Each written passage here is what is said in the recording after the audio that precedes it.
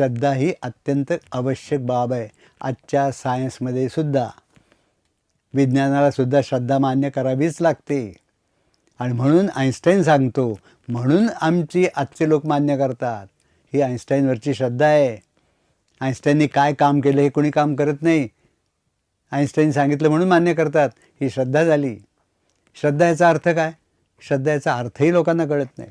श्रद्धा म्हणजे दृढ विश्वास असं वरवर पाहता म्हणता येतं, पण दृढ विश्वासाच्या पलीकडे श्रद्धा असते. श्रद्धेचं मूळ कसे कुणालाही सांगता आलेलं नाही. माझ्या लक्षात आलं आहे, श्रद्धामध्ये 2 शब्द आहेत, श्रत आणि धा. धा म्हणजे धरून ठेवणे. काय धरून ठेवणे? श्रतपासून. श्रत म्हणजे ढळणे. स्वतःला ढळण्यापासून धरून ठेवणारी जी काही गोष्ट, त्याला श्रद्धा असं म्हणतात.